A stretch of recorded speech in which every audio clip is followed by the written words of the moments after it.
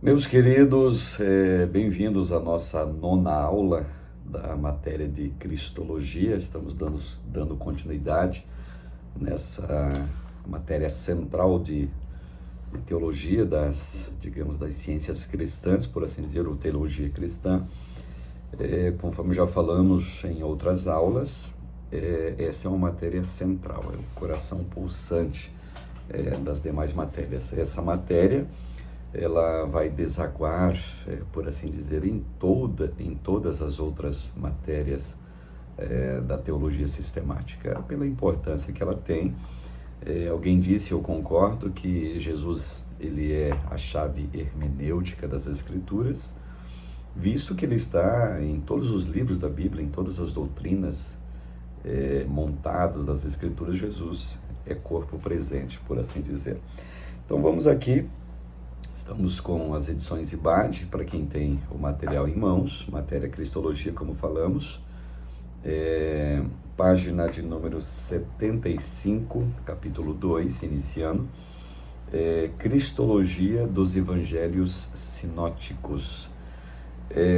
Pensando em Evangelho Sinótico, você sabe muito bem que estamos falando de Mateus, Marcos e Lucas, Evangelho semelhante, Evangelho parecido.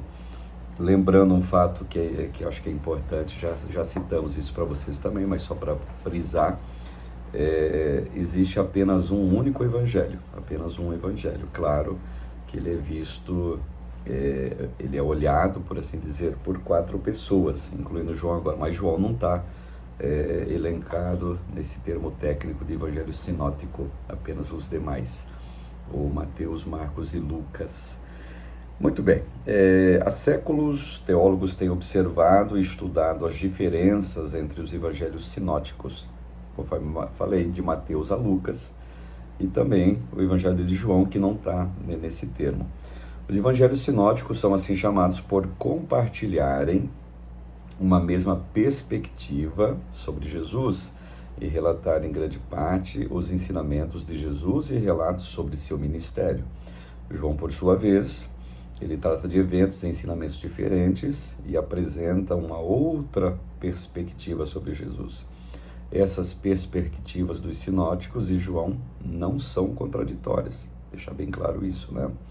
Mas elas são complementares e no que tange à compreensão da pessoa de Jesus, teólogos cunharam termos para distinguir entre a abordagem cristológica dos sinóticos e a abordagem cristológica de João.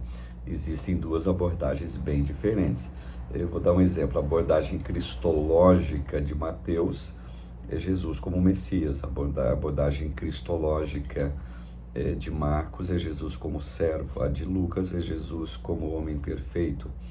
E a abordagem cristológica que João apresenta é apresentando Jesus como Deus. Além dessas abordagens, tem outras que a gente vai ver no decorrer desta aula. Disse dos evangelhos sinóticos que eles possuem, olha o que diz, uma crítica, está entre aspas aqui na nossa matéria, possuem uma baixa cristologia ou uma cristologia apenas horizontal e não vertical. Isso quer dizer que elas se dedicam mais a exibir a natureza humana de Jesus, de fato isso é verdade, e especificamente o lugar de Jesus na história de Israel, isso é, a sua messiandade. O Evangelho de João, por sua vez, ele teria uma alta cristologia, segundo dizem, né? Ou colocam de maneira teológica, ou uma cristologia vertical, pois ele está mais preocupado em demonstrar a divindade de Jesus e explicar a sua obra mediadora entre Deus e a humanidade. Claro que tanto os sinóticos trazem, vamos colocar dessa forma como foi dito aqui, eu também concordo, ele traz Jesus mais na terra, Jesus entre o povo, Jesus na sua humanidade, para referendar, por assim dizer, a messiandade do mestre, ou seja, Jesus abordado desta maneira, inclusive abordado dessa maneira porque está dentro dos auspícios esperançosos messiânicos de Israel da época, e eles, os sinóticos, transitaram nessa, digamos assim, apologia em colocar Jesus dessa forma. João não. João está escrevendo Vamos pensar. Está escrevendo para quem já conhece Jesus, para os seus íntimos. O seu evangelho é escrito para a igreja, os que já creem, os que já não são mais leigos, já têm a experiência com Jesus como Deus. Por isso, digamos assim, um evangelho de uma cristologia mais verticalizada, apresentando Jesus como Deus. Criticam os demais evangelistas, num certo sentido, a cristologia deles é muito baixa, muito fraca. Não, é um termo apenas de um segmento teológico na perspectiva de uma abordagem específica que eles fizeram. De maneira nenhuma, lógico, depreciando ou colocando Jesus como menos importante. Não, cada um teve uma funcionalidade, cada um teve assim uma instrumentalidade da parte de Deus em abordar Jesus desta ou daquela outra maneira. Apenas essa é a diferença entre o evangelho de João e os sinóticos, no caso. Página 76, Jesus, filho de Davi. O grande tema dos evangelhos sinóticos é a vinda do reino de Deus, o termo utilizado no Novo Testamento para a era de paz universal profetizada em Isaías, tá? Capítulo 11 principalmente. As primeiras palavras de Jesus no primeiro evangelho a ser escrito, o de Marcos, são um anúncio da chegada do reino de Deus. Marcos 1,15 começa assim: o tempo está cumprido e o reino de Deus está próximo. Arrependei-vos e crede no evangelho. Lembrando um fato interessante, a expectativa messiânica era de que Jesus trouxesse a materialização de Isaías capítulo 11, profeta messiânico, que é Isaías, e ele não é só tratado como messiânico por nós, cristãos protestantes que seja, por todo Israel, por todo judeu, por todo rabino. Isaías é tratado como um profeta messiânico, que anuncia a chegada do Messias. E a ideia é o seguinte: Isaías capítulo 11, quando o Messias aparecer, ele vai implantar aquela paz. Só que nós sabemos muito bem, ali, Isaías capítulo 11, é uma abordagem até escatológica, uma abordagem futurística. Não era para aquele momento. Então, olha, esse Messias de vocês é o filho de José e Maria, ele não é o verdadeiro porque ele não trouxe o que Isaías havia profetizado. Não era o caso. Não era o caso para aquele momento, para aquela historicidade. Então ali, Deus ele estava proporcionando à pessoa de Jesus uma salvação universal ali. Não era só para judeu naquele momento. Tanto é que quando Jesus vem, eu penso assim, gente, é plano de Deus que os judeus rejeitassem Jesus, e de fato rejeitaram. Mas diz o texto de João, mas para todos aqueles que querem o seu nome, deu-lhes o poder de serem chamados filhos de Deus. Então os judeus não recebem, os judeus não creem em Jesus, inclusive participam até da morte de Jesus. Eu tenho um conceito disso também. É claro que a morte de Jesus, não vamos aqui simplesmente comparar, Roma matou, a maldade, sim, foi tudo isso, com requinte e crueldade, tudo isso é verdade. Mas era plano de Deus, gente. Diz a Bíblia que Deus agradou em moê-lo. Então, se Deus agrada em moê-lo, era plano de Deus, sim, que Jesus, fosse oferecido como sacrifício perfeito na cruz do Calvário. Até, inclusive, vocês estão escutando, a chuva está caindo aqui, tá bom? Espero que não esteja atrapalhando o nosso áudio e você esteja ouvindo muito bem. Então, nesse sentido, de fato, os sinóticos vão apresentar Jesus como o Messias esperado por Israel. Não deixando, por mais que possam dizer, a cristologia deles é muito baixa. É indiferente de acharem ou até falarem que, de maneira pejorativa, até que a cristologia dos sinóticos é uma cristologia horizontal ou baixa que seja, mesmo assim Jesus é apresentado por eles com muita maestria como o Messias esperado e aguardado por Israel, não deixando de trazer Jesus como o Cristo verdadeiro, o ungido. E na página 76 e 77 tem essa explicação de Jesus, o filho de Davi, trazendo a sua definição nos evangelhos sinóticos como o Messias verdadeiro. Então não deixa de ter uma cristologia nesses evangelhos, tá? A redefinição das expectativas messiânicas. Como vimos, a expectativa dos contemporâneos de Jesus é que o Messias traria consigo o reino de Deus. Aquilo que eu falei, ele vai trazer a realidade de João, melhor, vai trazer a realidade de Isaías capítulo 11. Não foi o que Jesus trouxe nos seus dias.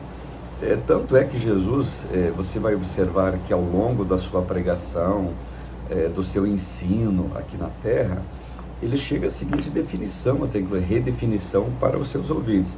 Olha, o reino de Deus está dentro de vocês.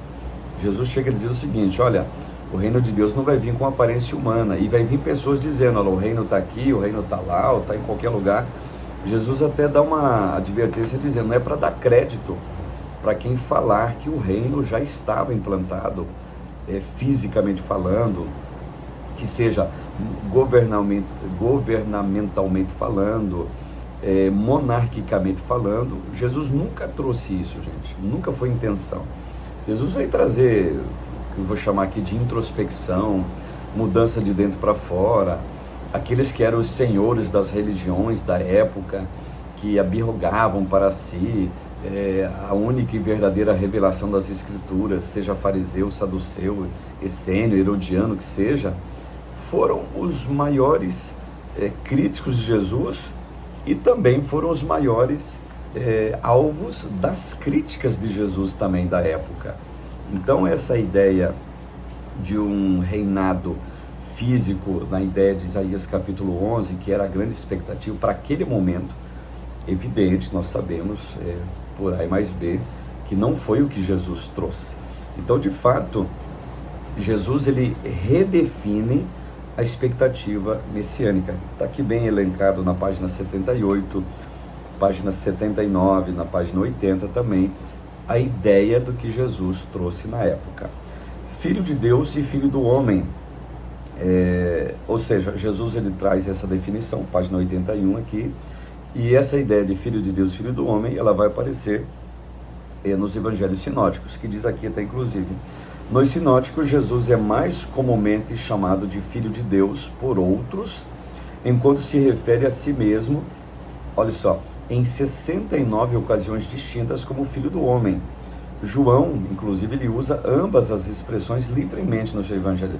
Ora ele chama Jesus de filho do homem, ora ele chama Jesus de filho de Deus. Lembrando que os dois termos são termos messiânicos e, por que não dizer, termos cristológicos. Então existe-se uma cristologia contundente nos sinóticos, e isso não temos dúvida nenhuma.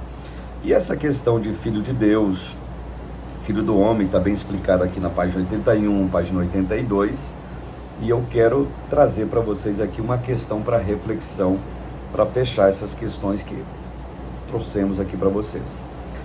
Apresente qual foi o grande tema dos evangelhos sinóticos e descreva os principais pontos observados, ou que se observa dos evangelhos sinóticos. Citamos vários aqui.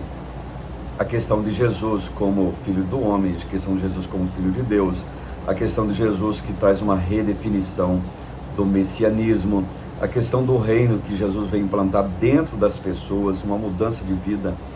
Basta olhar, por exemplo, o reino de Deus dentro das pessoas, basta olhar de maneira muito responsável, vou colocar dessa forma, o Sermão do Monte. O Sermão do Monte, Jesus traz uma definição de como as pessoas deveriam ser de dentro para fora. Um ponto ali do Sermão do Monte, Mateus 5, 6 e 7, que é o sermão todo. Olha, bem-aventurado os limpos de coração, tá? Olha que coisa interessante. Bem-aventurados pacificadores, bem-aventurado quem é perseguido por causa do meu nome. Então Jesus traz algumas expressões ali, que, desculpe o termo, foi um soco no estômago daquelas pessoas que queriam um reino messiânico político.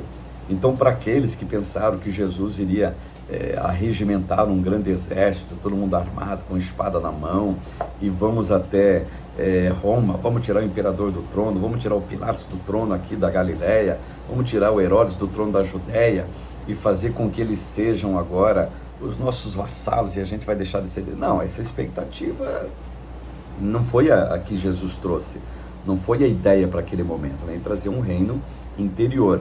E essa abordagem dos sinóticos, ela difere um pouco da abordagem de João, mas, lembrando, não tira a divindade de Jesus em absolutamente nada, eles não são contraditórios em momento nenhum e trazem uma abordagem, digamos assim, exatamente como a Bíblia traz na perspectiva daqueles que escreveram seus evangelhos, cada um para alvo diferente, cada um para segmentos diferentes e com uma finalidade diferenciada, mas nunca deixando de apresentar Jesus como Cristo esperado.